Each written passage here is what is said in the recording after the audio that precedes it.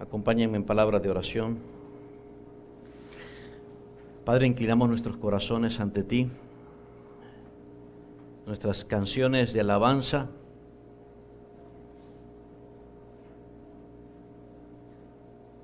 son cantadas con corazones entendidos, conocedores de tu majestad, de tu grandeza,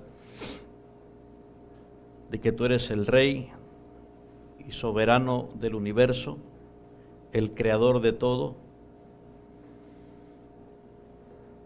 Nosotros somos simples mortales, criaturas,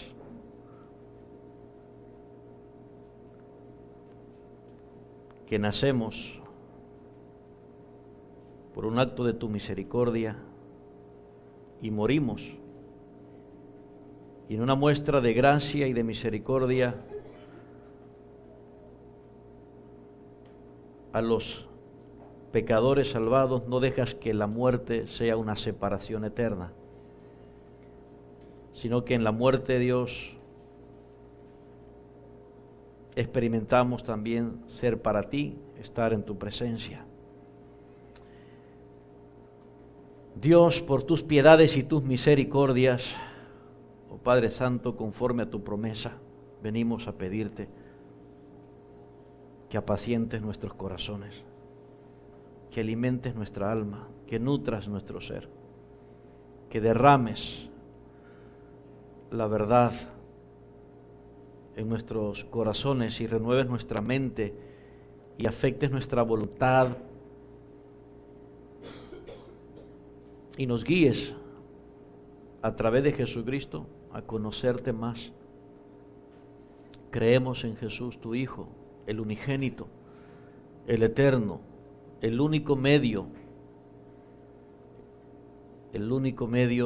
de acercamiento ante ti, el único mediador entre tú y nosotros. Creemos en Jesús como el eterno Hijo que sacrificó su vida en lugar nuestro para ofrecer su eterna vida a los que creen y morir por incrédulos como nosotros y darnos salvación en Él.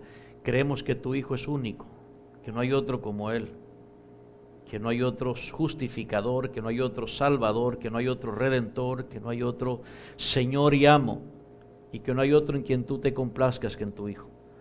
Así que por eso, Padre, que manifiestes que estás con nosotros. Manifiesta que estás aquí,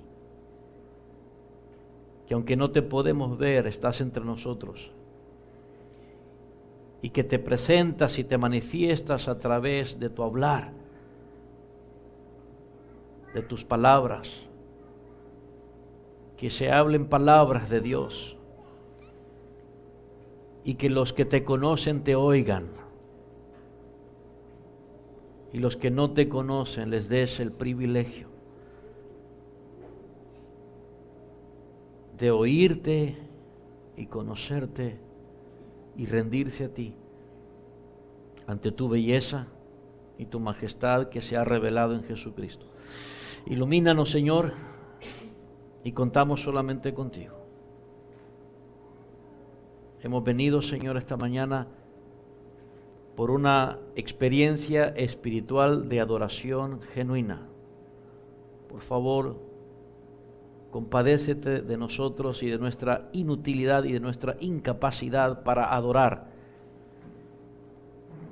Y haz que tu Espíritu, Señor, nos dé su auxilio y que por medio de Jesucristo te adoremos de corazón al recibir tu palabra y al responder a ella. Así, Señor, quedamos ante ti y que este sea un tiempo en el que podamos percibir el reino de Dios y nosotros dentro de él. Abre nuestros ojos para ver las maravillas de tus decretos, de tus pensamientos, de tus planes,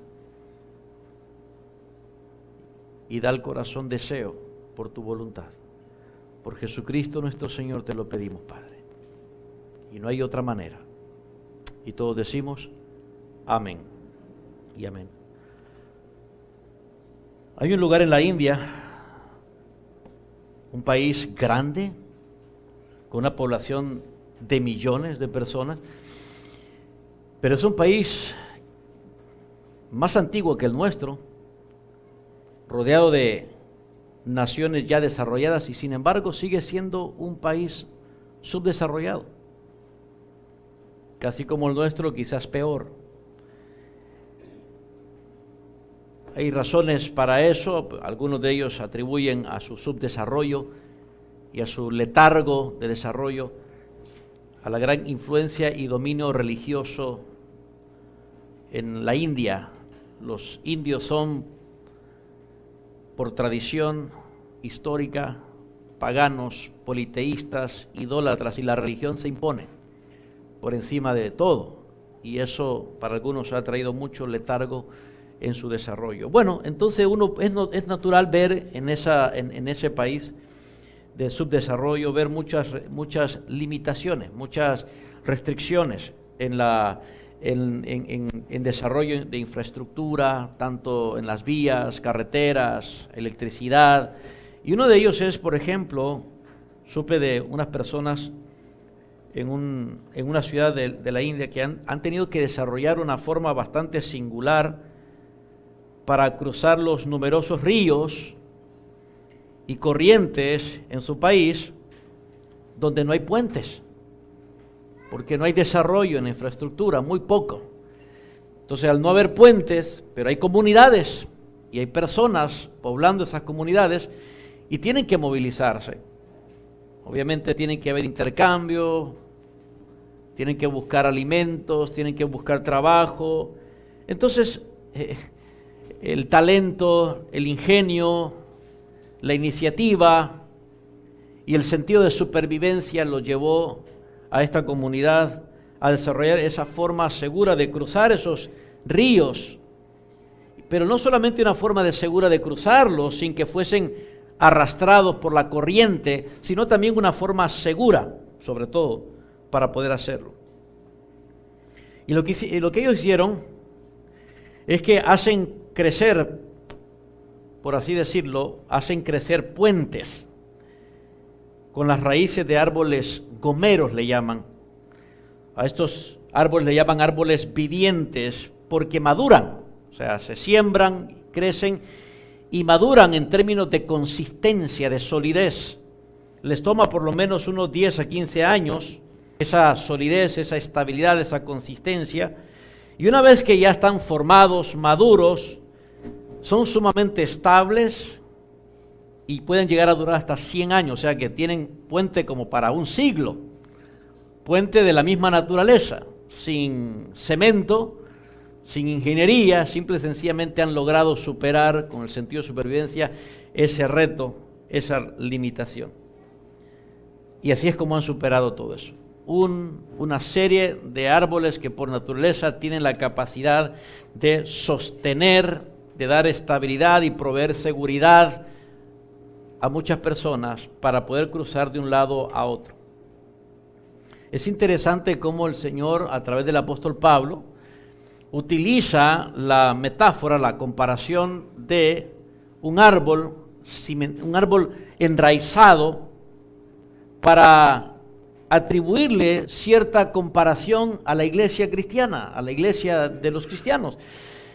Y el apóstol Pablo en la carta a los Colosenses utiliza, él sabe utilizar un montón de comparaciones cuando se refiere a la iglesia. Compara a la iglesia como un templo, compara a la iglesia en términos de edificio, compara a la iglesia en términos de, ¿cómo se llama?, de una como una finca, como una hacienda, como donde se siembra.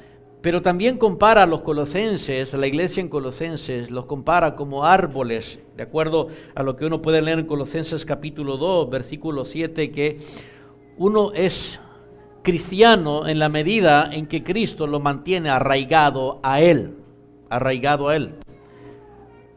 Y luego también utiliza a continuación otra comparación en términos de fundamentos sólidos con respecto a un edificio, y que también uno es cristiano en la medida en que Cristo mismo lo mantiene fundamentado en Él. Entonces esas comparaciones llaman nuestra atención porque así como un árbol allá en la India, bien arraigado, hace que muchas personas sientan o tengan seguridad, estabilidad, tengan, ¿cómo se llama? Confianza de vivir con estabilidad. Ellos dependen de esos árboles arraigados. Así nosotros, los cristianos, toda iglesia cristiana auténtica, original, que pertenece a Cristo, depende su estabilidad, depende de estar arraigado en Cristo, de estar fundamentado en Jesucristo, de estar dependiendo de Jesucristo. Y eso es precisamente lo que nosotros encontramos en el relato que el doctor Lucas nos ha estado compartiendo, que hemos estado oyendo en el libro de los Hechos. Nuestra buena, estable, fuerte y sólida edificación espiritual depende de que estemos en Cristo y que estemos siendo edificados por el Señor de la iglesia. Y solo así podemos confiar en estar seguros de ser miembros de la iglesia verdadera.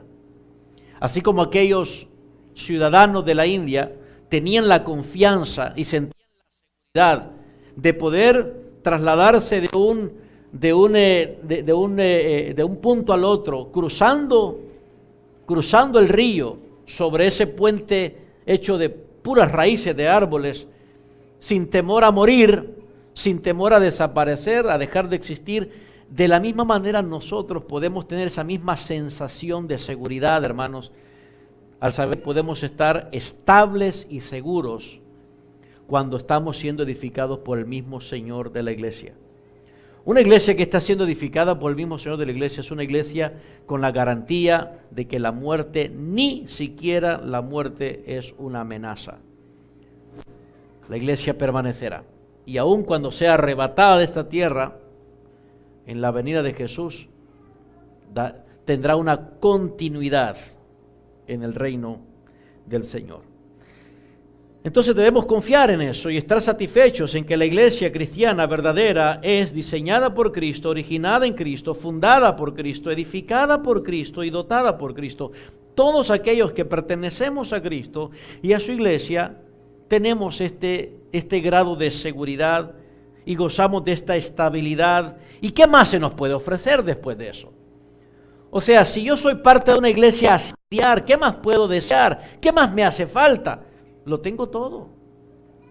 Ser parte de una iglesia cristiana con solidez, con fundamento seguro, con estabilidad, con permanencia prolongada, sin ningún tipo de incertidumbre con respecto a lo que estoy creyendo y con respecto a dónde pertenezco. ¿Qué más me hace falta? ¿De qué me estoy perdiendo? De nada. Pero nos perdemos de mucho si no somos parte de esta iglesia. Y no me estoy refiriendo a esta iglesia local, sino me estoy refiriendo a la iglesia genuina, auténtica, universal de Cristo. Y la iglesia local debe reflejar eso, debe reflejar esa realidad espiritual de la iglesia universal. Cada iglesia local es precisamente una representación en términos geográficos y concretos y visibles de lo que es la iglesia auténtica y verdadera, la iglesia universal. Esto es tan importante que el doctor Lucas, en su segundo tratado, con el cual está educando, discipulando al excelentísimo Teófilo, le escribe en el libro de los Hechos ese relato histórico para poder fortalecer a Teófilo, como el resto de los cristianos, en la fe de un cristiano y fundamentarlo bien en las creencias cristianas. En el pasaje que hemos estado considerando por varias semanas, domingos atrás, se nos relata la obra del Señor Jesús a través del Espíritu de Dios en la vida de aquellos discípulos cristianos. Vemos qué es lo que sucede con un pecador que es convertido en cristiano y vemos lo que un cristiano hace luego de que es convertido y salvado. Eso es lo que nos está mostrando el doctor Lucas en el libro de los Hechos, particularmente en el pasaje donde nos encontramos extrayendo el mensaje de este sermón. Así que por favor, de nuevo, vayamos a ponerle atención a nuestro pasaje de estudio en Hechos capítulo 2, versículo 41 al 47. Hechos capítulo 2, versículo 41 al 47.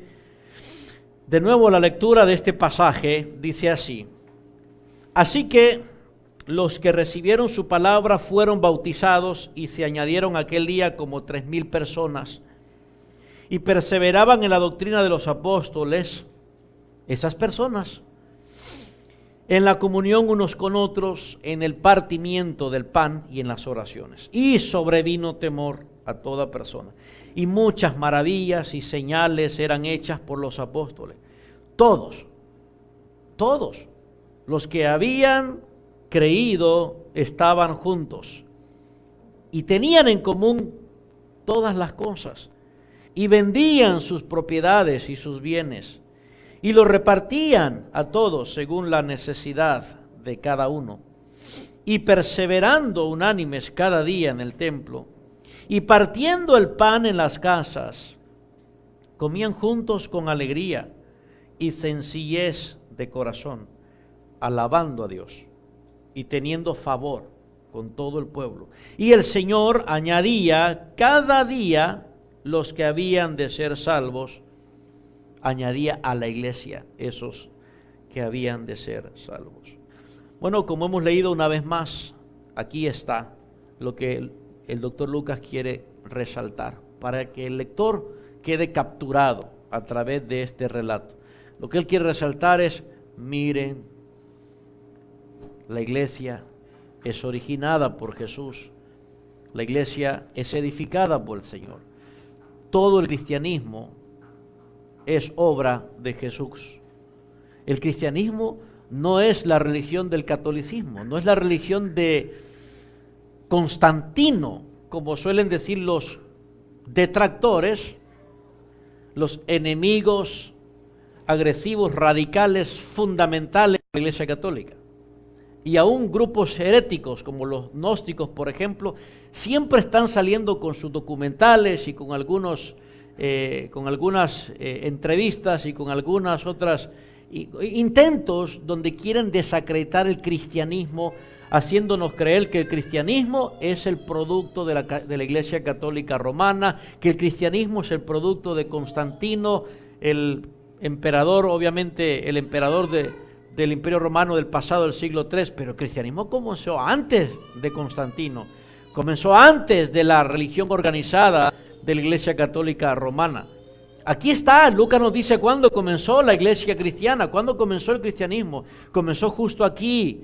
Este es el cumplimiento de la promesa de Jesús, que le dijo a sus discípulos que él mismo iba a edificar su iglesia y la mantendría siendo edificada por él. Entonces, de acuerdo a lo que hemos leído, Lucas quiere que nosotros sepamos y entendamos que el Señor, quien es el que salva a un pecador, es el mismo que edifica al pecador, es el que lo edifica en la iglesia. Esto es lo que el hermano Teófilo en el pasado debía conocer bien para ser un discípulo de Cristo, instruido en la verdad y con discernimiento espiritual en aquella época, cuando apenas iniciaba el cristianismo. Y esto es lo que nosotros también estamos reconociendo ahí. Entonces, amados, continuemos en esta otra ocasión, la 16ª parte de la serie siendo edificados por el Señor de la iglesia. Hemos ido poniéndole y prestándole atención a cada una de las ideas entrelazadas que el doctor Lucas nos ha estado comunicando en este fantástico relato. Entonces, ¿qué es lo que estamos aprendiendo en este pasaje? Recuerden que estamos aprendiendo que la edificación de la iglesia es la perfecta obra de nuestro Señor Jesucristo. Eso es lo que aprendemos en este pasaje del relato, versículo 41 al 47. Y estamos aprendiendo qué dice la palabra de Dios sobre la obra perfecta de Cristo en la edificación de la iglesia. ¿Para qué? Bueno, para que seamos cuál es nuestro papel en todo esto. Nuestro papel en todo esto debemos saber, después de aprender esto, debemos saber de qué modo participamos. Entonces, nuestro papel y lo que debería pasar después de aprender esto y estar aprendiendo esto, es que al ser llevados, que cada uno debe ser llevado a cumplir el compromiso de ser un cristiano que colabora edificando nuestra iglesia, de acuerdo al plan del Señor. Y cuando digo nuestra iglesia, hoy sí nos referimos a nuestra iglesia local. Nuestra iglesia local, que nosotros seamos esos cristianos parecidos a los cristianos auténticos y verdaderos que nos presenta Lucas en este relato, de modo que así como la iglesia en Jerusalén cuando comenzó reflejó lo que es una iglesia edificada por Cristo, nosotros también como iglesia local en este lugar podamos igualmente reflejar que somos una iglesia edificada por Cristo.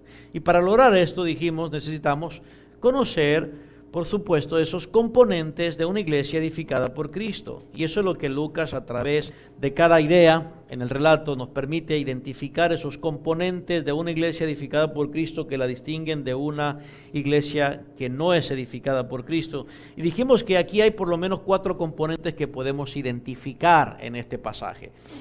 Y ya hemos aprendido 3 de ellos y estamos con el 4º y el último que nos va a tomar unos domingos más.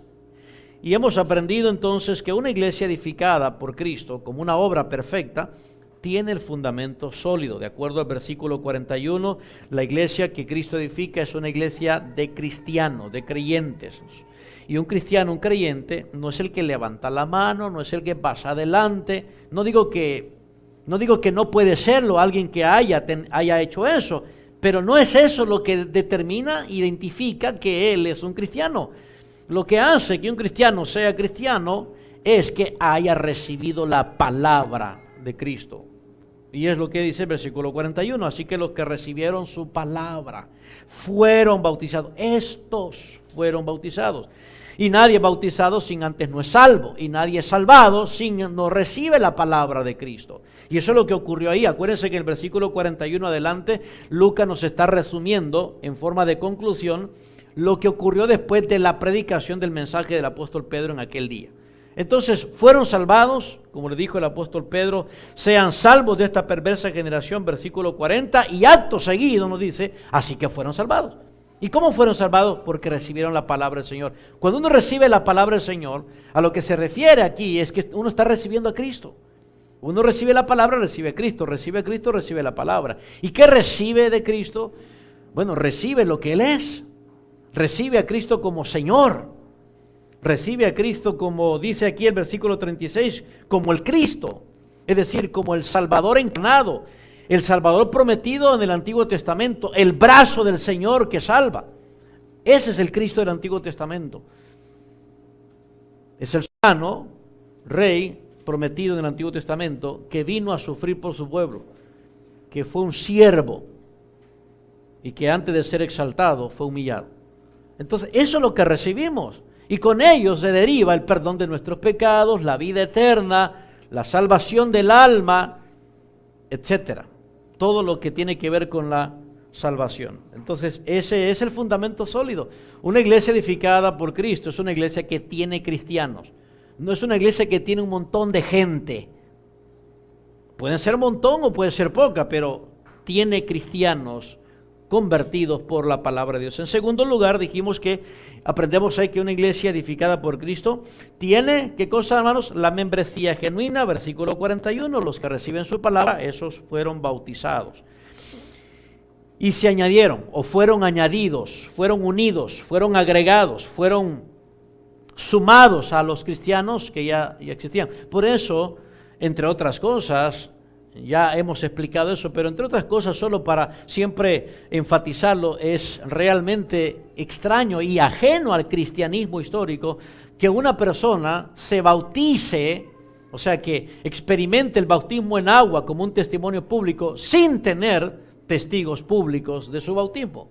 En otras palabras, no es posible, ni aceptable, ni congruente con este relato y con la naturaleza de ser un cristiano salvado que es añadido a la iglesia, bautizarse por supuesto uno solito, ¿verdad? O buscar, digamos, a quien sea, voy a ir a buscarme a alguien que me bautice.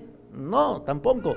Es en el contexto de la iglesia porque ahí es sumado y es agregado en el contexto de una iglesia. Así que si alguno de ustedes aquí ha sido llevado, atraído, mientras está escuchando, aprendiendo y está viniendo con nosotros y dice, yo quiero ser un cristiano, quiero seguir a Jesús, entonces Solo asegúrese de haber recibido su palabra. Recibir su palabra, estar aceptando la verdad acerca de Jesús.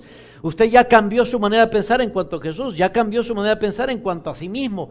Usted ya ha sido evangelizado. ¿Qué es lo que hace falta? Decidir que Cristo sea lo que Él es. O sea, reconocer que Él es el Cristo, el Señor. Usted lo recibe en términos de fe. Usted recibe a Cristo y usted pide ser bautizado en el contexto. Si usted está aquí con nosotros, en el contexto de esta iglesia, pide ser bautizado y entonces es agregado. En tercer lugar, dijimos que una iglesia que está siendo edificada por Cristo como una obra perfecta es aquella que tiene las actividades vitales, versículo 42, y aprendimos a reconocer eso a lo largo del Nuevo Testamento, que perseveraban en la doctrina de los apóstoles, en la comunión unos con otros, en el partimiento del pan y en las oraciones.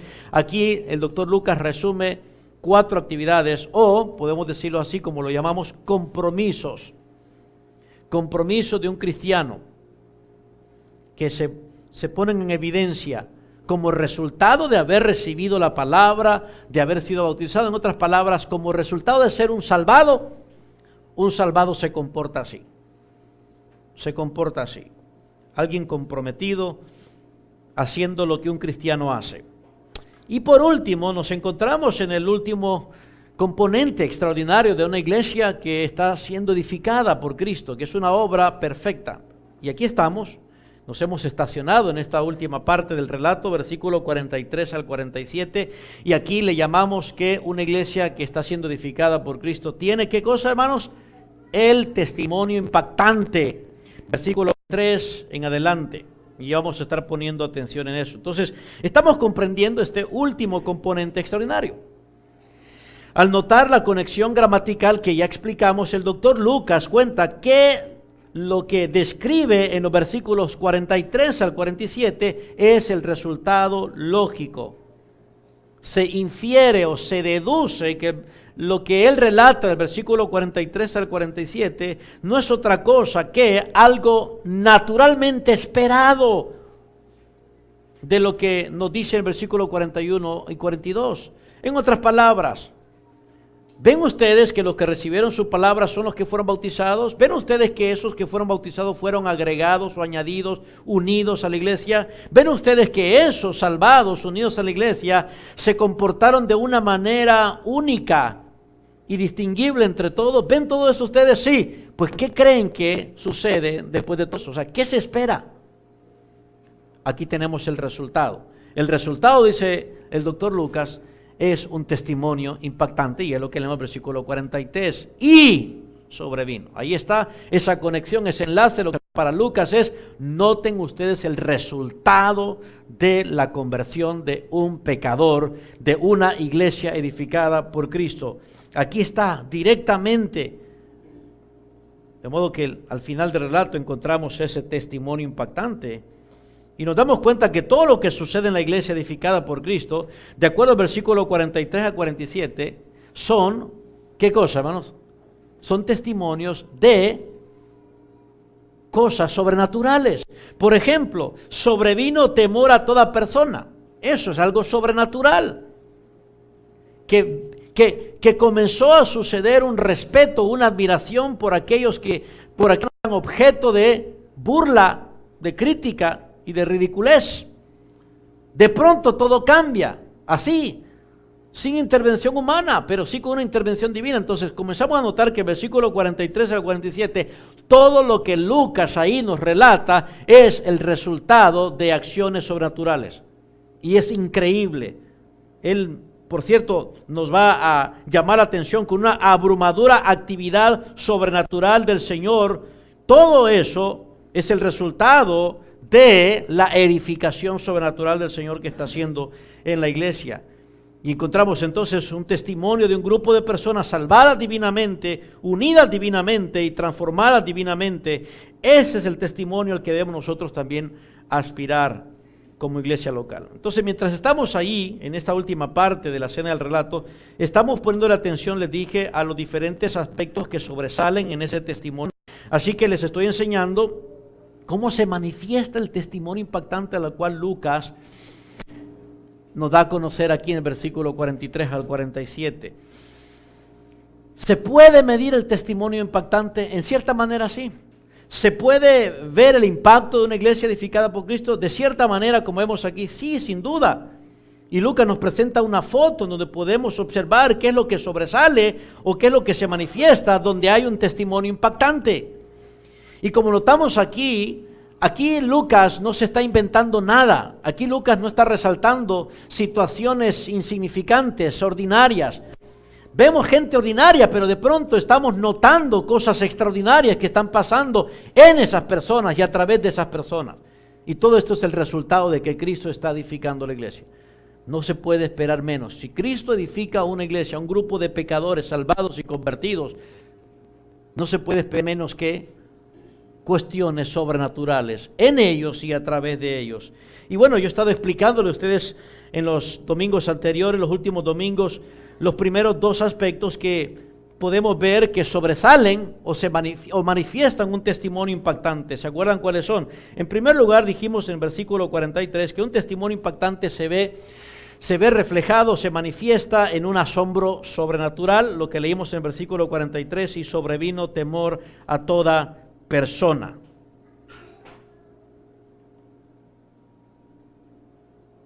Experimentar ese testimonio impactante, como lo vemos ahí, es ver al Señor produciendo en la comunidad en la que se encuentra su iglesia, edificada por Él, una mejor reputación. Una reputación donde las personas aún incrédulas, como leemos aquí ocurrió en Jerusalén, sobrevino temor, estuvo llenando, eso estuvo sucediendo por mucho tiempo continuamente, sobrevino temor a toda persona. El temor ahí es asombro, respeto ante la nueva reputación de esos pecadores salvados. El segundo aspecto que estuvimos estudiando y entendiendo los últimos domingos fue, ¿qué cosa, hermanos? Poder sobrenatural. El testimonio impactante también se ve manifestado en una iglesia donde hay poder sobrenatural. Dice el versículo 43, muchas maravillas y señales eran hechas por los apóstoles. Aquí está el poder sobrenatural de Dios. ¿Qué es lo que esto significa? Bueno, lo expliqué en 2 domingos. Y para aquellos que no han estado, no han venido, no han escuchado este mensaje, no vieron el domingo pasado y antepasado, bueno, solo se los resumo lo que hemos entendido. Esta declaración de que la iglesia edificada por Cristo tiene un testimonio impactante y que ese testimonio impactante se debe entender a la luz de este poder sobrenatural es que los milagros a los que hace referencia aquí Lucas tenían la característica de ser señal, van de la mano, milagros y señales, dice.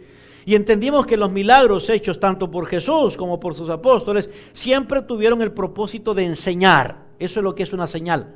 La señal enseña, la señal instruye. El milagro obviamente es la actividad que llama la atención, pero no es lo que salva. No es el énfasis, sino la señal, la instrucción. Y la instrucción en cada milagro o el propósito de cada milagro al final es enseñar quién es Jesucristo como Hijo de Dios para que los incrédulos se conviertan en sus discípulos. No como los que hemos estado leyendo en Juan, que leímos capítulos 7 y 8. Vieron las señales y no querían creer. Porque los milagros en sí mismos no salvan a nadie. Los milagros en sí mismos no causan fe. Al contrario, como hemos notado el domingo pasado, los milagros no salvan, sino condenan. Los milagros no producen más fe, sino al contrario, pueden revelar el mayor grado de incredulidad en un pecador. Aprendimos entonces que esa declaración que hace aquí el doctor Lucas es decirnos que el propósito primordial de los milagros es la instrucción de la palabra de Dios. El milagro es el respaldo de la enseñanza de la palabra. Eso es lo que significa lo que Lucas estaba diciendo así. Entonces los apóstoles, que de ellos que dice que y muchas maravillas y señales eran hechas por los apóstoles, por medio de ellos y nada más que por medio de ellos.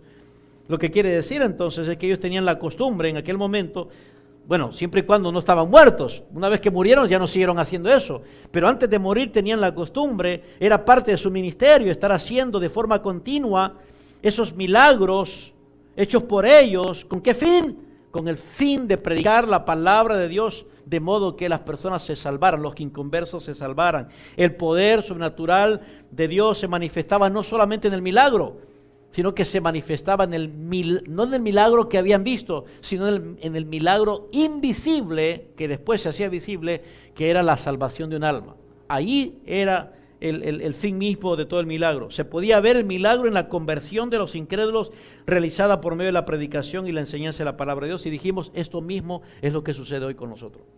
Quizás no vemos los mismos milagros de antes en términos de ¿cómo se llama? De que debemos, ¡ay, qué impresionante! Pero podemos seguir viendo los mismos milagros para los cuales aquellos milagros eran hechos.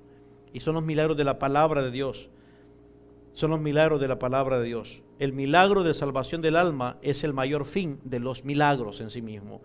Amados, cuando la iglesia entonces sigue este diseño, el Señor nos dice que puede hacer cosas maravillosas y poderosas con el fin de que el mundo incrédulo experimente la salvación.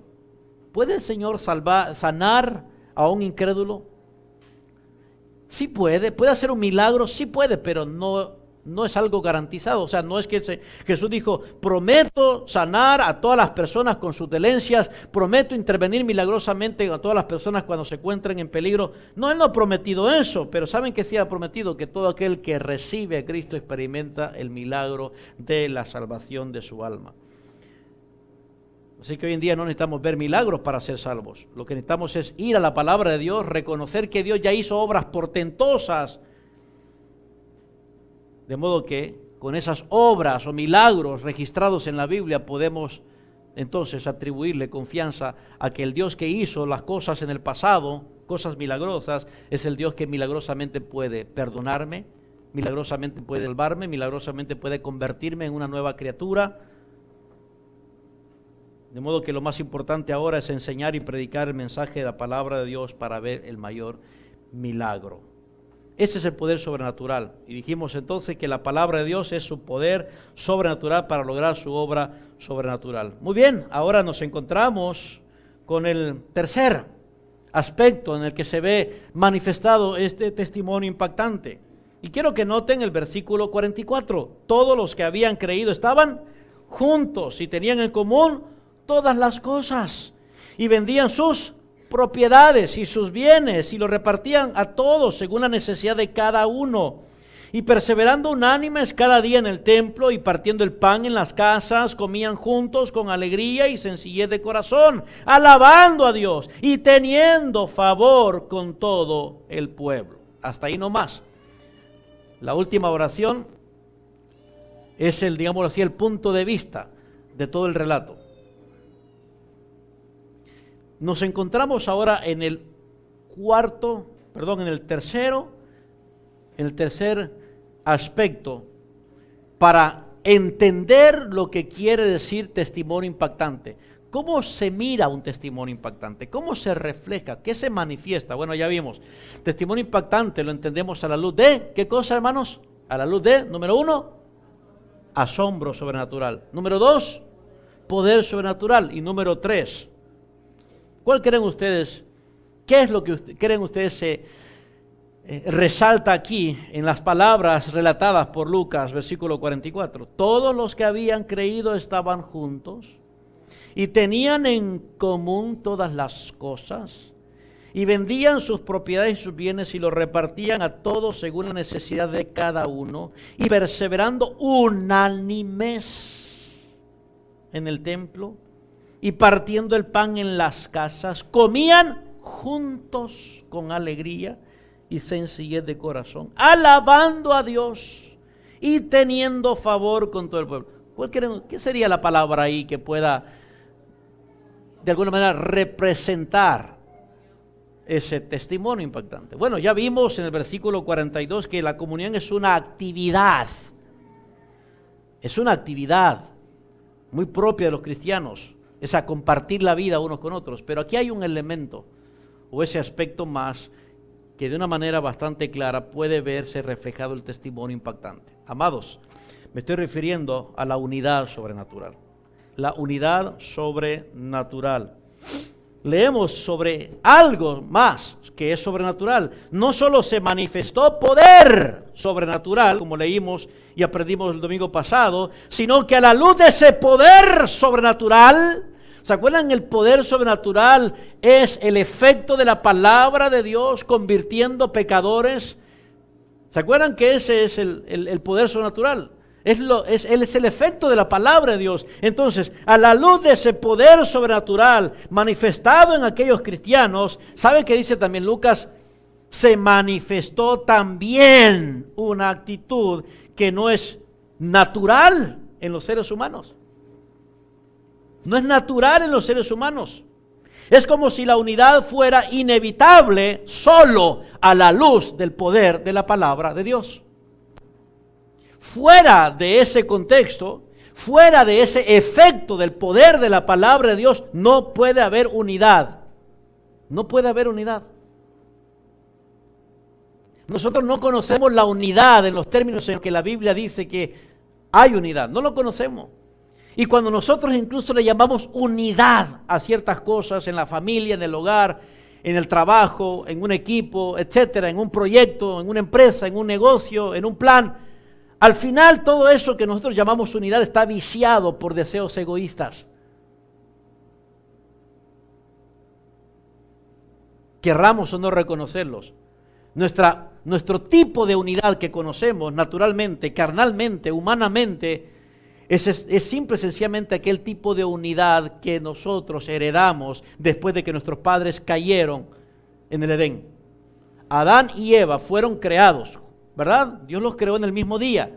Y dice que los juntó y los unió y dijo Dios, ya no serán más dos, sino uno. Dios puso la unidad en ellos. Y sin embargo, vino Satanás y ¿qué hizo? Puso la desunión en ellos. Y logró su cometido. No solamente entorpeció la unidad entre ellos como pareja, sino que entorpeció la unidad de ellos con su Creador. De ahí en adelante no conocemos la unidad tal y como Dios la prescribe, la percibe, no la conocemos. Entonces cuando leemos aquí, amados míos, todos los que habían creído estaban juntos y tenían en común todas las cosas, lo primero que usted dice, esto es sobrenatural. Es sobrenatural. Y es natural, en cierto modo, que cualquiera de ustedes sea un poco escéptico y diga, quién sabe, a lo mejor es algo, no es algo literal lo que Lucas está diciendo, que van a tener todas las cosas en común juntos y que vendían sus propiedades. Lo dudo. Lucas está exagerado. Claro, porque es nuestra tendencia natural. No conocemos lo que es la unidad y toda su forma de expresión. No conocemos eso, hermanos. Pero eso es lo que Lucas está diciendo. Bajo el efecto del poder de la palabra de Dios, que en aquel momento era respaldado por milagros, hoy en día no vemos milagros como se miraban antes, pero seguimos teniendo al Dios milagroso haciendo milagros en la conversión de personas egoístas, orgullosas, jactanciosas, soberbias, que buscan sus propios intereses y ahora convertidos en personas con un corazón unido, con una mejor disposición, con una nueva disposición a compartirlo todo, a darlo todo, a tenerlo en común. ¿Saben qué significa tenerlo en común? Tenerlo en común es tener acceso a compartir lo tuyo con lo mío. Pero obviamente en una sociedad capitalista, y tampoco estoy diciendo que tenemos que cambiar de sistema económico del capitalismo al socialismo o al comunismo, porque tampoco es lo que lo que Lucas está aquí relatando. No está hablando ni de comunismo ni de socialismo. ¿Cómo lo sabemos? Bueno, porque todas las acciones de los verbos que él menciona aquí, por ejemplo, todos los que habían creído estaban juntos y tenían en común, y luego dice, y vendían sus propiedades y sus bienes y los repartían. ¿Sabe qué es lo que está diciendo? Lo que está diciendo Lucas aquí es que aquellos que vendían sus propiedades y sus bienes y los repartían a todos según la necesidad de cada uno, eran personas que cuando hacían eso, no se quedaban sin nada. En primer lugar, no lo hacían bajo una orden de expropiación. No era que los apóstoles decían, miren, el Señor ha dicho que de aquí en adelante todos pasan a ser de la iglesia. No es verdad. En segundo lugar, no solamente fueron reacciones voluntarias, que ya entendemos que son reacciones bajo el efecto sobrenatural de la palabra de Dios, pues sino que también no es que solamente una vez lo hicieron, vaya, aquí vendimos todo y nos quedamos pobres, ¿y ahora quién? No, dice que los términos en los verbos son continuamente. Vendían esta propiedad y vendían otra propiedad, pero la idea era que no es que se quedaban pobres por vender, sino que se quedaban siempre con reservas para poder seguir compartiendo con los que tenían necesidad. En el socialismo y en el comunismo uno pierde todo y hay un solo sector que se encarga de la administración de eso y dice, y entonces aquellos que tenían ya no tienen y son ahora ¿qué? Dependientes de aquel grupo que tiene todas las cosas. Eso no es lo que estaba pasando ahí. Entonces aclaremos eso. Sin embargo, hermanos, debemos admitir que debido a que nosotros venimos a nacer en una sociedad capitalista y materializada, para nosotros esto de tener en común todas las cosas no nos encaja, no cuadra. ¿Verdad que no cuadra? Esto es mío y punto, yo me lo gané. Este es el resultado de mi trabajo. A mí nadie me lo regaló. Yo lo gané con el sudor de mi frente. ¿Sí o no, hermano? Eso es lo que solemos decir, ¿verdad? Y entendemos eso, yo entiendo eso, claro que sí, pero no se nos olvide que en última instancia todo lo que tenemos es de Dios. Mío es, dice el Señor, todo. Él se refirió incluso a todos los recursos naturales de donde se transforma la riqueza. Incluso aquellos creyentes de la antigüedad que no tenían tanto conocimiento en la ciencia, que no tenían tanto conocimiento de los recursos naturales que ahora tenemos. Sin embargo, uno de los poetas en el Antiguo Testamento, uno de los salmos, dice que el Señor había ya dicho y reconocían, mía es la plata, las bestias del campo. Todo recurso natural que el hombre usa y transforma para la riqueza proviene de Dios. Ah, sí, yo me lo gané. Sí. Pero, ¿de dónde sale la materia prima para producir la riqueza? ¿De dónde sale? Y si usted no es un agricultor, y si usted no es un campesino que subsiste con animales y con siembra de la tierra, sino que su riqueza hoy en día en nuestra sociedad, en nuestra cultura moderna, nosotros producimos la riqueza, algunos a través de servicios, usando su intelecto, sus recursos, ¿cómo se llama?, intelectuales, sus estudios y todo eso. Pero si bien es cierto, no utilizamos recursos naturales para producir riqueza, transformarla en riqueza, utilizamos capacidades y recursos naturales en nuestro ser como humanos y lo transformamos en riqueza, lo transformamos en dinero, lo transformamos en bienes.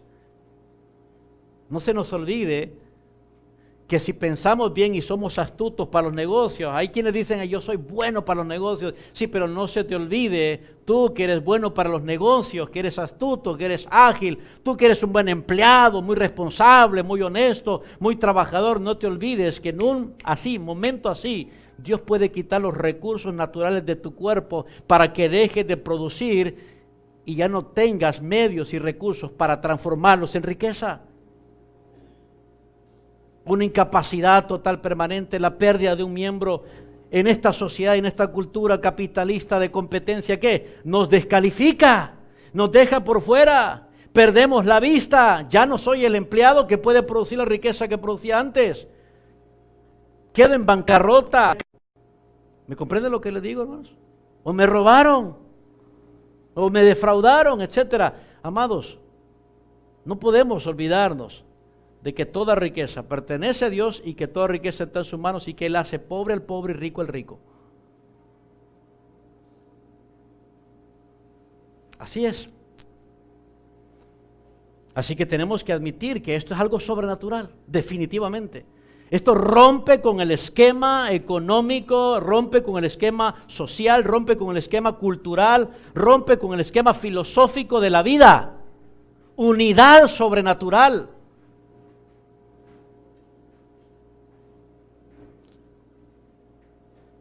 Y esa unidad sobrenatural solo es posible bajo el efecto del poder de la palabra de Dios actuando en creyentes cristianos. No en cualquier persona, sino como leemos aquí en el versículo 44, todos. Escuchen esto, hermanos. todos los que habían creído. ¿Creído qué? ¿Creído qué, amados? Bueno, retrocedamos al versículo 41. Así que los que recibieron su palabra. Y versículo 42, y sobrevino temor a toda persona, y muchas maravillas y señales eran hechas por los apóstoles. Recuerden, todas esas maravillas y señales eran para abrirle paso a la palabra de Dios. Así que, ¿por qué hubo unidad sobrenatural en ellos? En todos los que habían creído. ¿Por qué? Por el efecto de la palabra. Y no había ninguno de los que habían recibido y creído la palabra de Dios que no disfrutara o reflejara esta unidad sobrenatural.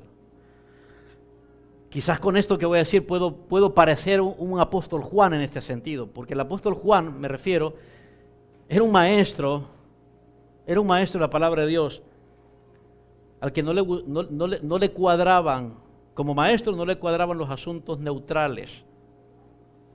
Para Juan no funcionaban los espacios grises, los colores grises, en términos teológicos, en los asuntos teológicos, en las verdades doctrinales. Él no podía ver ambigüedades, neutralidades. Él decía, o es negro o es blanco, o es muerte o es vida, o es luz o es oscuridad. Pero que me vas a decir que no, o es esto o lo otro. Y en un sentido pareciera que Lucas nos está dando quizás cierta licencia para decir, ¿y qué pasa cuando un cristiano no manifiesta unidad? Pues no es cristiano.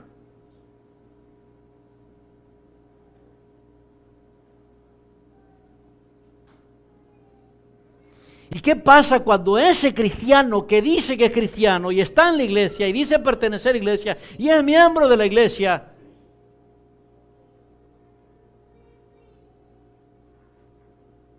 pero no está funcionando de acuerdo a esta unidad sobrenatural? Y aquí podemos quizás pensar, bueno, quizás haya una excepción ahí. Tal vez este es un cristiano que persevera, o sea, tiene ciertas actividades propias de un cristiano, pero quizás si no está funcionando de acuerdo a esa unidad sobrenatural, probablemente sea un cristiano, pero no está dejando que actúe la palabra de Dios en él. ¿Cuánto tiempo puede pasar un cristiano así? Pues si es mucho tiempo, puede estar oponiéndose a que la palabra de Dios actúe. Esto es lo que Lucas aquí nos está mostrando. Todos los que habían creído, todos, ¿se dan cuenta de eso, hermanos? Todos. ¿Eres tú un creyente en Cristo? Pues tú tienes que ser uno de los que refleje unidad. No uno de los que genera desunión, provoca desunión, fomenta la desunión con chisme, con murmuración, con queja o con indiferencia o con sentido de grandeza, donde tú te crees más que otro. Eso fomenta la desunión. El orgullo es un sabotaje a la unión dentro de nosotros. Quiere derribar la unión. Entonces ese no es un cristiano. Y el apóstol Pablo siempre estuvo dando instrucciones bien precisas a los romanos, por ejemplo, a los corintios, allá a los cretenses con la carta de Tito. Siempre estuvo dando instrucciones bien precisas. Si tienes alguno de entre ustedes en la iglesia que causa desunión, eso hay que tratarlo seriamente, porque la unión es algo de Dios. La desunión es algo diabólico, satánico. Tuvo su origen en el huerto del Edén.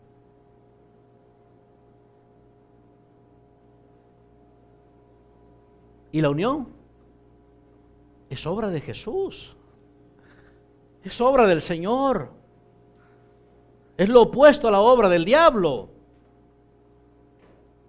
Aquí hay muchos diablos cuando lo que buscan es desunir la iglesia. Pero Aquí tenemos una iglesia que está siendo edificada perfectamente por Cristo y vemos ese impacto, el resultado de esa edificación perfecta de Cristo en términos de unión sobrenatural, amados. Todos los que habían creído estaban juntos. ¿Se dan cuenta de eso? El énfasis que también está haciendo aquí el doctor Lucas. Todos los que habían creído, esos mismos que habían estado bajo el efecto de la palabra de Dios, que habían creído la palabra de Dios, estaban. ¿Saben lo que eso significa? Permanecían. Ese era el estado de ellos, permanentemente. Lo que el doctor Lucas quiere resaltar es la nueva condición de estas personas. Nota su nuevo ser. En su ser se encuentra, en esencia, la unión sobrenatural del Señor. Fíjense, lo primero que ocurre cuando un cristiano, cuando un pecador es convertido en cristiano, es que es unido ¿a quién? ¿A quién? A Cristo. Es unido a Cristo. Misteriosamente, místicamente, puedo decir. Pero lo segundo, derivado de lo primero, ¿saben qué es? Que somos unidos unos a otros, en un mismo cuerpo, con una misma cabeza, y todos los miembros, los unos de los otros. ¿Con quiénes se ve eso? Pues aquí dice la palabra de Dios, de acuerdo a lo que Lucas había observado. Mira, Teófilo, y por consecuencia nosotros que leemos, esto solo lo vas a ver en los que creen. En los que creen la palabra. En los incrédulos, no te sorprenda. ¡Ja! Cada uno quiere jalar por su propio lado, es indiferente, busca lo suyo propio, es orgulloso, caprichoso. Lo vas a notar. Cuando veas caprichos, cuando veas a una persona que reacciona únicamente buscando cómo defiende sus propios intereses, cómo protege lo suyo, cómo le interesa solo pensar en sí mismo, ese todavía no ha creído la palabra de Dios, ese todavía no ha recibido la palabra de Dios. No lo cuentes como cristiano, no lo cuentes como un salvado, no lo cuentes como miembro de la iglesia. Obsérvalo y ponle mucho cuidado, porque ese es un extraño dentro del cuerpo, eso es un extraño dentro de la iglesia. Sin embargo, lo positivo que Lucas está resaltando aquí no es sobre los que no creyeron, sino sobre los que habían creído, estaban juntos. Esa era su nueva condición, su nueva, ¿cómo se llama? Su nueva práctica, su nueva vida, estar juntos. Estar juntos. Y tenían en común todas las cosas. Entonces, amados, el tercer aspecto que manifiesta el testimonio impactante de una iglesia edificada por Cristo es unidad sobrenatural. ¿Qué es lo que esto significa? Significa que todos estaban juntos, los que creían. Basado en esta descripción, el doctor Lucas está explicando en detalle lo que observó en aquellos cristianos. Esto es como la bandera distintiva de la iglesia de Cristo, por lo que debe ser conocida la iglesia. La unidad. ¿Es eso lo que más distingue a las iglesias locales hoy en día? ¿La unidad? Trágicamente no. En nuestro tiempo la unidad no es lo que destella, no es lo que distingue, no es la bandera principal. No es la unidad. ¿Saben qué es? La mezquindad, el desinterés, la indiferencia, la individualidad. La individualidad. Voy al culto de la iglesia para sentirme bien. Voy al culto de la iglesia para ver qué recibo. Y voy a dar cierta cuota mientras reciba lo que me dicen que me van a dar. Y voy cuando yo quiera, cuando yo lo necesite. Eso no es un cristiano que ha creído la palabra de Dios, que refleja unidad, ¿verdad, hermanos? No. Ese que quiere permanecer con su vida privada, ese que todavía quiere seguir con una modalidad de vida de individualismo. Soy yo y Dios nada más. Soy yo y Dios nada más.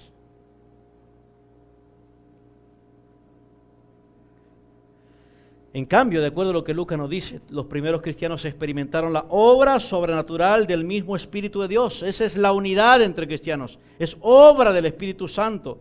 De hecho, no podía ser menos que eso, porque el Señor Jesús había anticipado esta experiencia haciéndole una petición especial al Padre.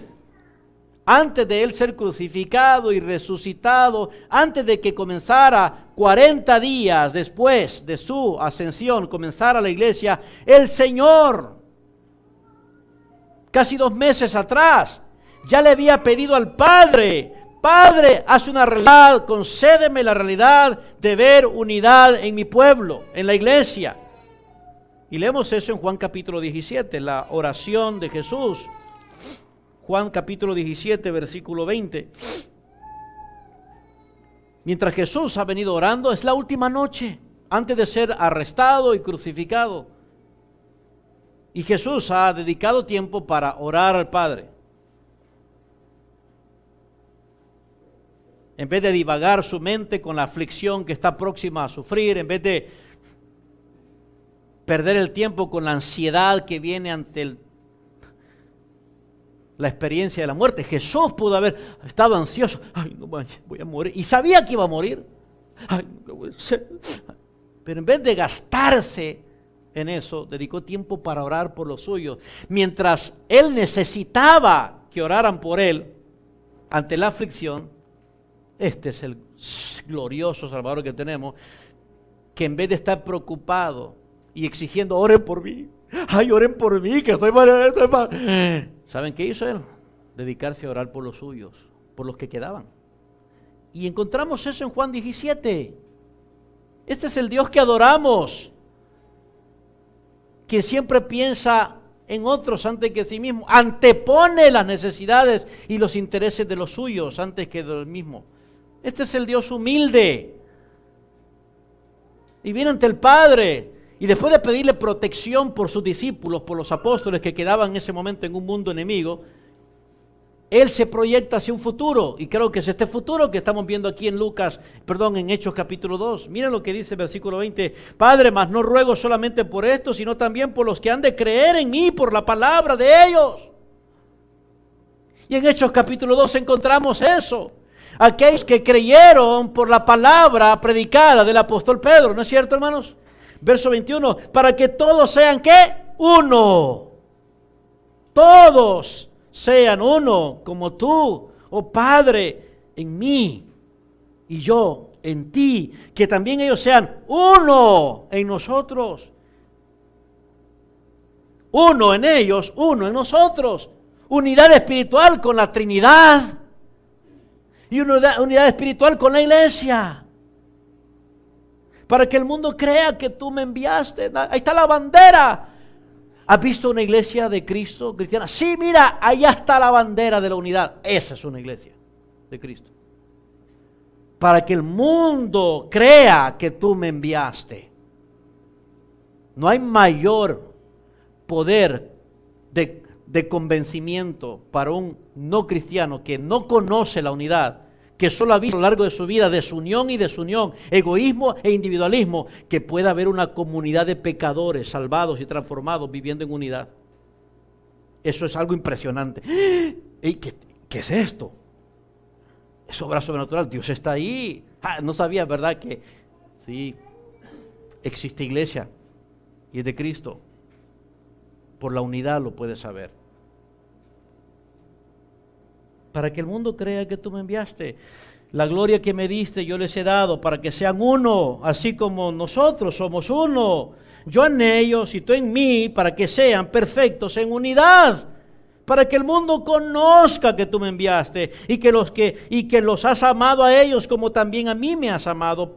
Padre, verso 24, aquellos, notan ustedes, hermanos, notan ustedes el corazón, ¿Perciben la sensación en esa petición de Jesús? Padre, aquí hago, quiero que donde yo estoy también ellos estén conmigo para que vean mi gloria que me has dado. Simplemente, Padre, quiero que esa unidad se pueda ver incluso en la eternidad conmigo. Yo quiero esa unidad porque quiero que ellos sean uno. Y en esos términos de unidad quiero que ellos compartan conmigo esa gloria. Padre justo, el mundo no te ha conocido, pero yo te he conocido y estos han conocido que tú me enviaste. Y les he dado a conocer tu nombre. Y lo daré a conocer aún para que el amor con que me has amado esté en ellos y yo en ellos. Unidad. Y si bien es cierto, Jesús aquí estaba haciendo esta petición de una forma tan singular, pidiendo que los cristianos fueran uno con la Trinidad, o sea, con el Padre y con el Hijo, en términos de la salvación. O sea, básicamente Jesús está diciendo, Señor, que gocen de la unidad contigo y entre ellos en términos de la salvación. O sea, por la salvación es que viene la unidad. Cuando uno es salvado en Cristo, bajo el efecto de la palabra, automáticamente el Padre responde, unidad. Unidad conmigo, unidad con el Hijo, unidad con su pueblo, unidad con la iglesia. Él pidió que todos fuéramos uno. Como resultado de la salvación, quería que también nosotros tuviéramos unidad en la vida y propósito como iglesia. Unidad en la vida y propósito en la iglesia. Mientras, fíjense esto, hermanos, unidad, uno. Mientras nosotros estamos haciendo planes individuales y no consideramos a la iglesia, por ejemplo, me voy a mudar, me voy a cambiar de negocio, voy a aceptar esta responsabilidad y no está pensando en la iglesia, usted no está expresando unidad. Usted simplemente está expresando individualismo.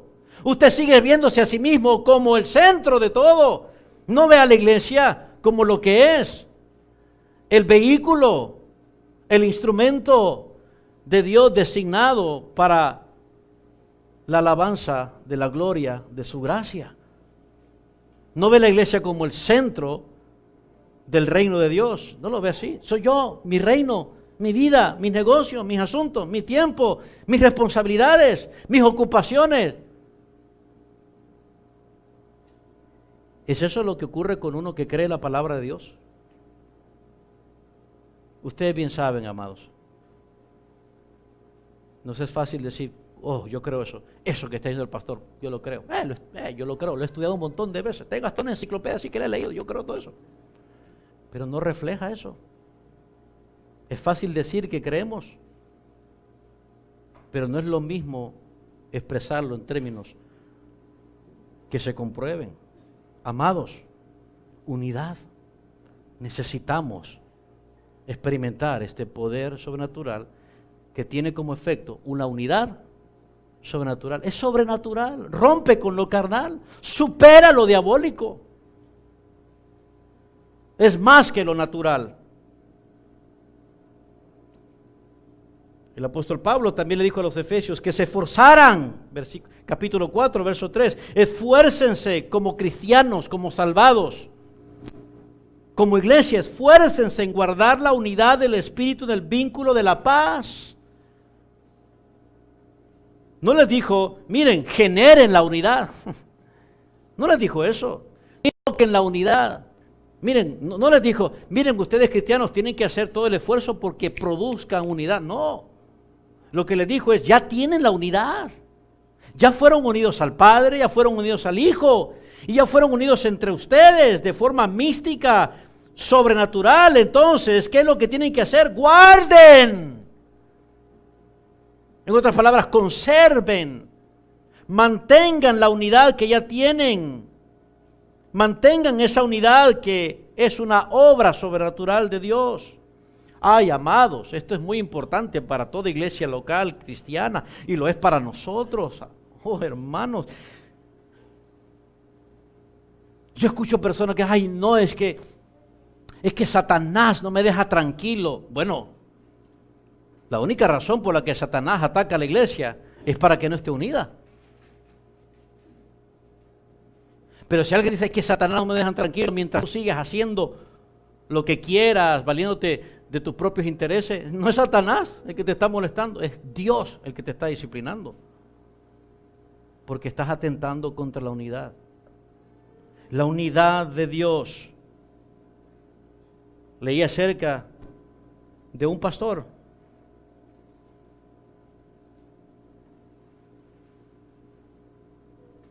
Un pastor con una preocupación bastante latente. Contó de que un hombre había tratado de dividir la iglesia y que eso desgarró su corazón. Y no es para menos, es una amenaza tremenda. Y dice que lo único que pudo hacer es depender de Dios y Señor, tengo que hacer algo. Además de tratar delicadamente a ese individuo por su locación, él se le ocurrió algo.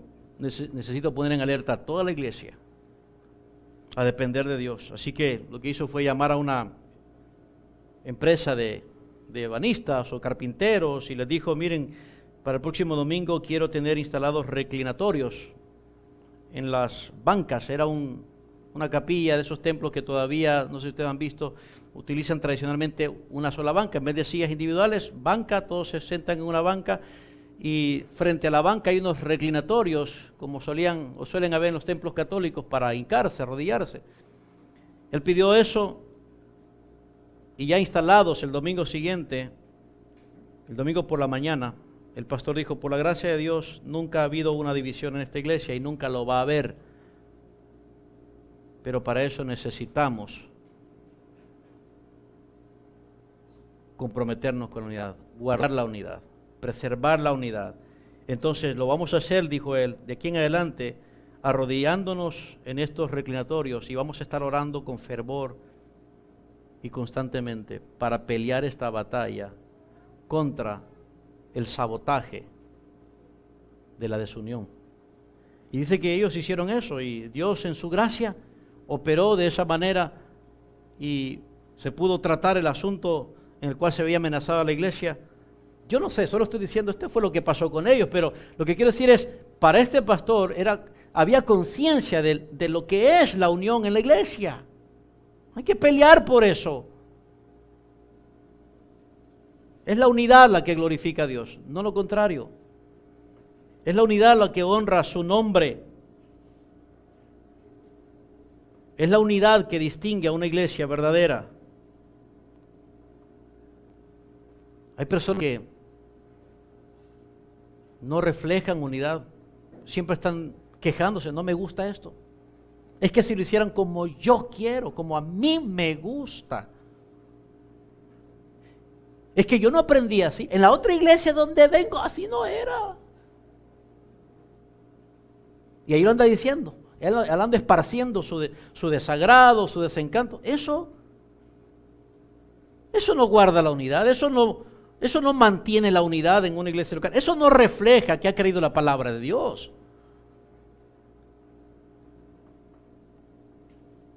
La unidad no es decir sí a todo cuando algo anda mal. Pero la unidad es decir lo que se tenga que decir para mantener la unidad. No para provocar una desunión. Así que, amados hermanos, debemos mantener la unidad que ya sobrenaturalmente el Señor ha producido. A los filipenses, el apóstol Pablo le dijo también, y dice el mismo llamado, capítulo 1, verso 27, os ruego pues, hermanos, por el nombre de nuestro Señor Jesucristo, que estéis perfectamente unidos en una misma mente y en un mismo parecer. O sea, piensen lo mismo. El mismo parecer es, no solamente piensen lo mismo, adopten las mismas actitudes, comprométanse con los mismos propósitos de iglesia. Estaba preocupado el apóstol Pablo. ¿Por qué? Porque en esa iglesia en Filipos, la vanagloria humana, el orgullo carnal, estaba amenazando la unidad, la envidia, el sentido de competencia. Es que esa hermana y yo, Ya va a ver.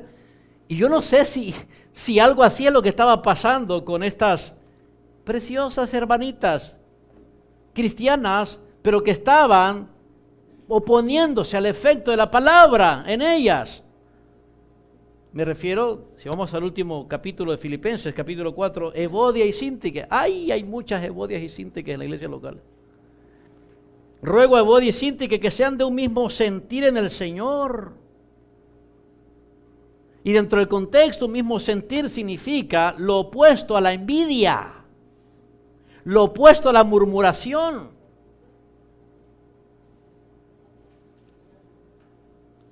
Lo opuesto a la vanagloria.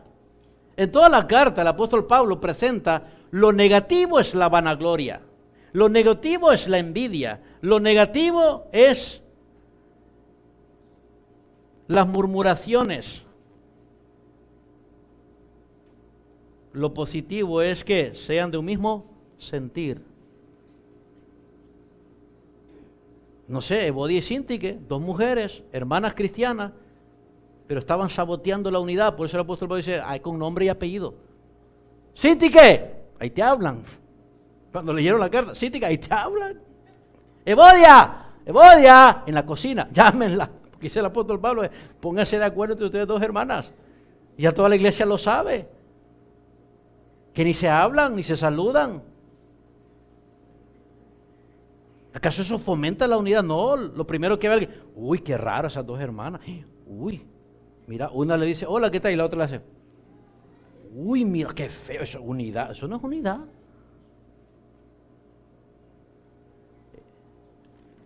Verso 27, os ruego pues, hermanos, por el nombre de nuestro Señor Jesucristo, que habléis todos una misma cosa y que no haya entre vosotros divisiones, sino que estéis perfectamente unidos en una misma mente, en un mismo parecer.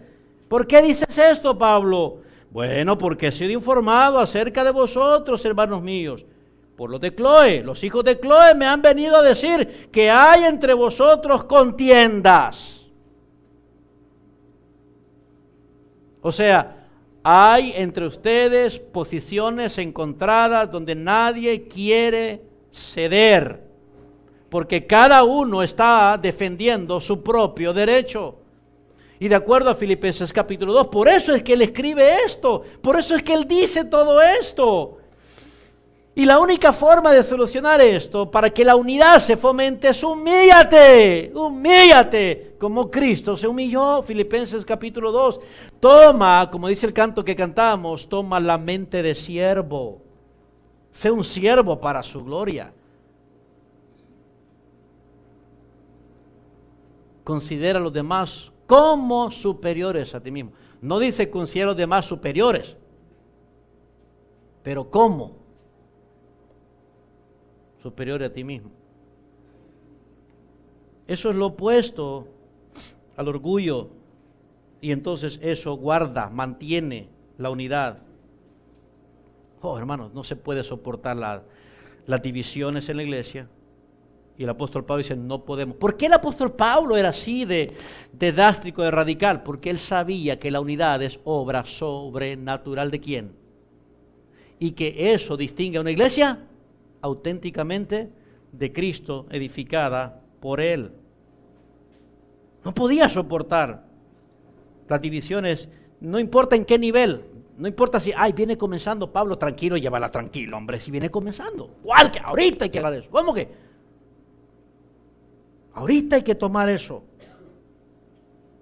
Y le dijo también, en capítulo 1, verso 27 al final, combatiendo unánimes por la fe del evangelio, así es como tienen que estar. Son una iglesia, aunque viven en diferentes casas, aunque tienen diferentes ocupaciones, aunque tienen diferentes recursos, pero no se olviden que son miembros de la iglesia, que son parte de la iglesia, así que unánimes todo lo que planeen en sus vidas, los negocios que hagan, los planes y proyectos que hagan, piensen, ¿Va esto a fomentar o va esto a reflejar la unidad como iglesia para combatir juntos en la unidad del Evangelio? ¿Va esto a contribuir con el plan y el propósito de la iglesia bíblica bautista Fuente de Vida? Si es el caso que están aquí o si estuvieran en otra iglesia local, ¿va a mis decisiones y mis recursos y mis planes, va a incidir positivamente en el alcance de la misión de la iglesia bíblica bautista Fuente de Vida en Choloma? ¿O solo va a contribuir para mi propio beneficio, para mi propia empresa, para mi propio reino? No estás reflejando que has creído la palabra de Dios. No estás reflejando que eres un cristiano de la iglesia.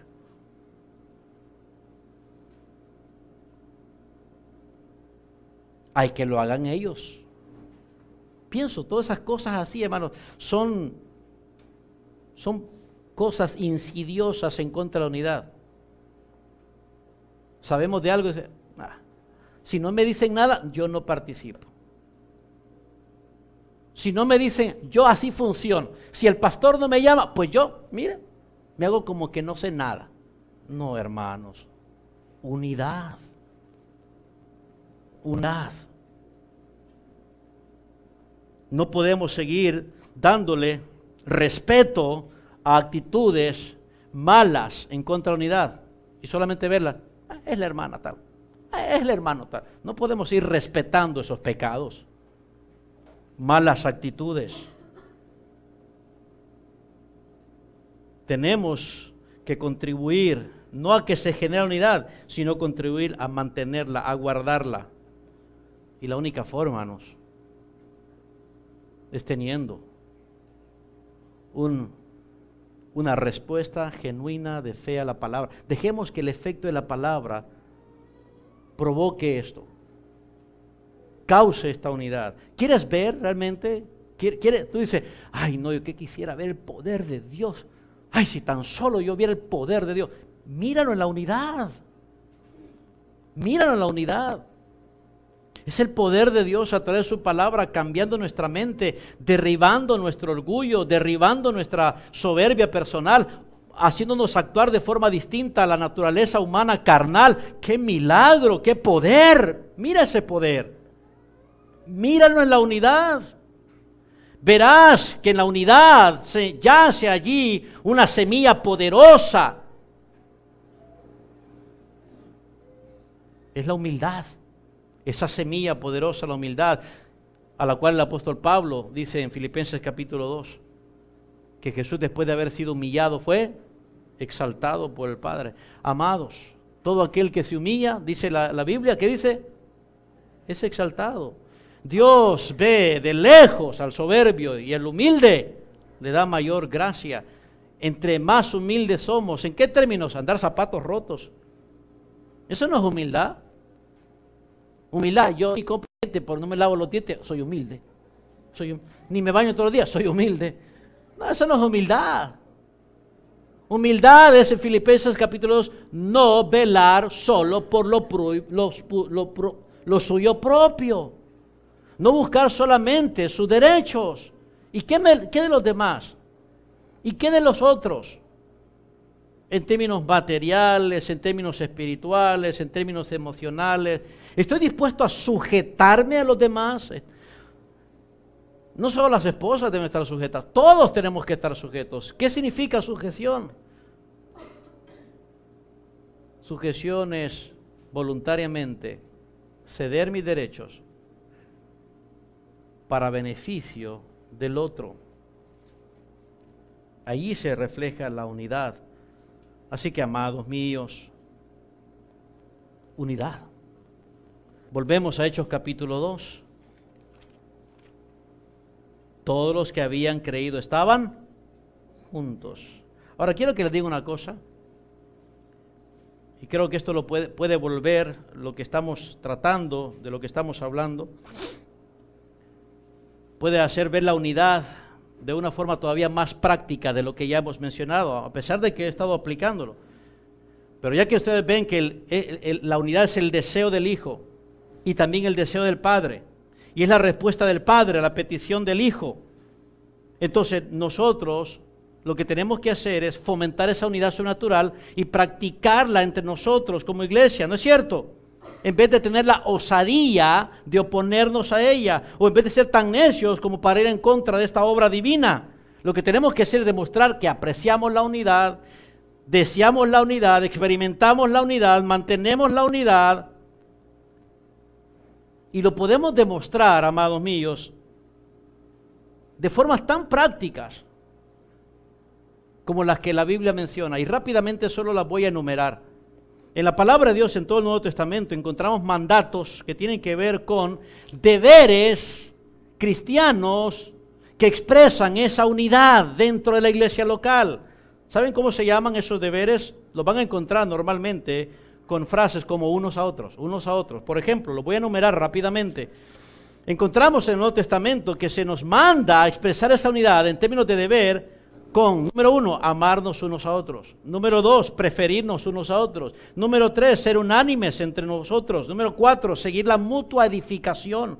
Número 5, perdonarnos unos a otros. Número 6, amonestarnos unos a otros. Número 7, ser benignos unos con otros. Número 8, ser misericordiosos unos a otros. Número 9, estimar a cada uno, a los demás como superior a uno mismo. Número 9, hablar verdad unos a otros. Número 10, alentarse unos a otros. Número 11, animarse unos a otros.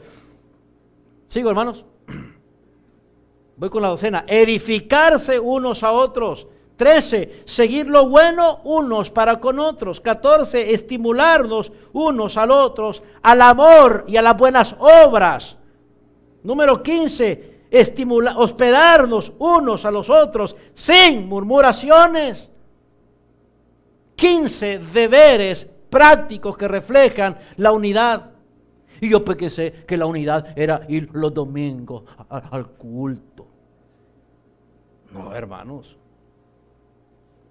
Esta es unidad sobrenatural. ¿Ven? Si ustedes sienten, caramba, ya me está haciendo sudar el pastor. Si ustedes sienten que es un peso enorme, es porque es sobrenatural. Si fuera algo natural, hecho. Ah, sí, esto puedo. Sí, facilito. Esto se da en mí, se da en mi naturaleza. No, hermano, esto es sobrenatural. Unidad reflejada en términos prácticos, en 15 formas que les he mencionado. Hay más, 15 maneras, hermanito. Con eso estamos suficientemente ocupados, ¿verdad, hermanos? Entonces, dice Lucas, todos los que habían creído estaban juntos. La función de estos deberes que reflejan la unidad y que deben estar presentes en cada uno de nosotros dentro de la iglesia espiritual, hermanos, es guardar la unidad. Así guardamos la unidad. Los dones espirituales no guardan la unidad. Las actitudes demostradas en conductas como las que vamos a mencionar, eso sí guarda la unidad. No son los dones espirituales. Los dones espirituales, al contrario, como fue el caso de los corintios, ¿se acuerdan? Entre más dones, ¿qué? Más desunidos. Porque eran como niños. Cada quien quería su paletita. Yo quiero mi paletita. Y la paletita para ellos, que los volvían locos. El azúcar para ellos era el don de lengua. Todos querían el don de lengua. Los dones espirituales no fomentan ni guardan la unidad.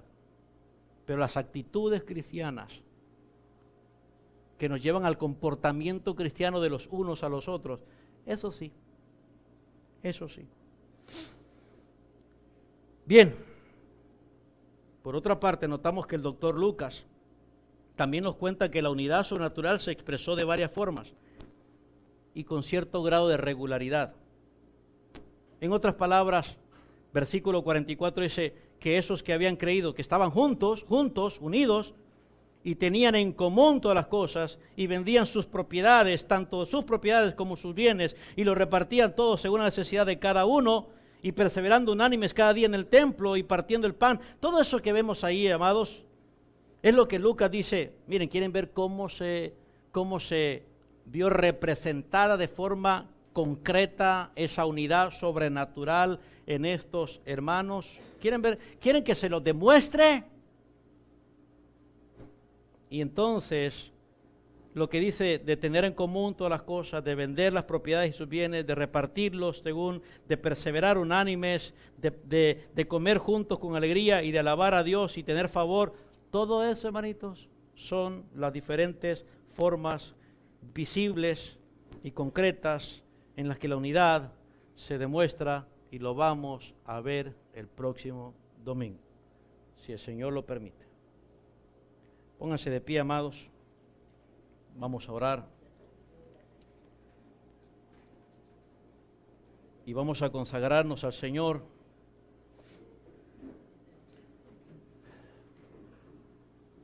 Sabiendo una vez más que el Señor es el que edifica de forma perfecta su obra, y nuestra respuesta ante eso es comprometernos a ser un cristiano que colabora edificando nuestra iglesia de acuerdo al Señor. Y saben, hermanos, nos vamos esta mañana habiendo aprendido que una forma de responder con compromiso a lo que nos corresponde ser un cristiano que colabora edificando nuestra iglesia ha sido la unidad, ¿verdad, hermanos?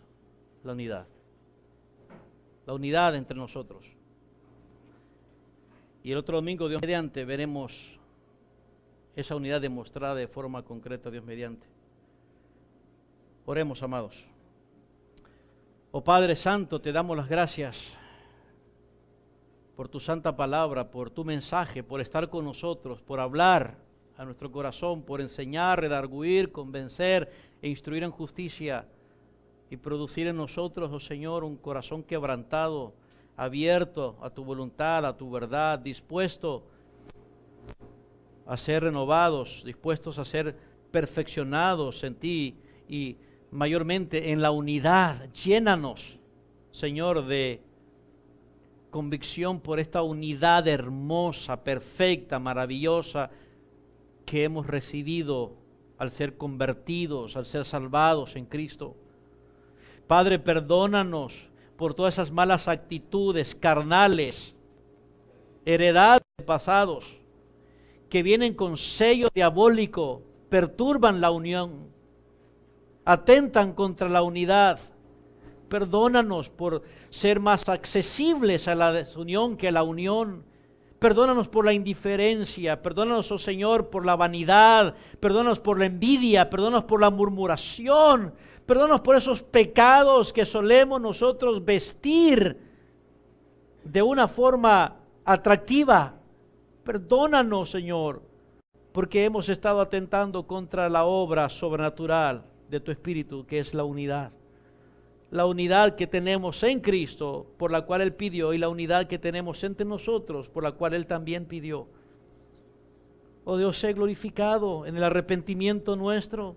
Solo tú puedes cambiar nuestras acciones, nuestras actitudes a la luz de estos pensamientos. Más de un mismo pensar. Solo tú puedes volvernos más humildes, más dispuestos, que podamos incluirnos unos a otros a todo plan, que podamos, oh Señor, contribuir al avance de la obra, tanto nuestra iglesia local como toda la iglesia nacional, unos a otros, unidos en tu amor. Únenos más en ti, en tu amor, oh Señor, y sé glorificado. Rogamos por aquellos que no son cristianos y quieren serlo ahora, bajo el asombro y la impresión de el milagro que tú haces, de lo milagroso que puede ver, los milagros que puede ver en su vida, como esto. Él no conoce la unidad, él no ha visto unidad en su familia, en su hogar, pero ahora que lo oye, que tú lo puedes producir, esa persona quiere que tú lo hagas. Señor, te ruego que pongas en él fe para ser salvado, que reciba tu palabra, que sea bautizado, que sea añadido a la iglesia, que pueda, Señor, experimentar todo este poder de tu palabra y que sea uno también con nosotros. Úsanos para hacer un modelo a esos nuevos creyentes. Te damos gracias, Padre, por estar con nosotros. Sigue edificando esta iglesia, por tu gran misericordia te lo pedimos, en Cristo nuestro Señor. Y todos decimos...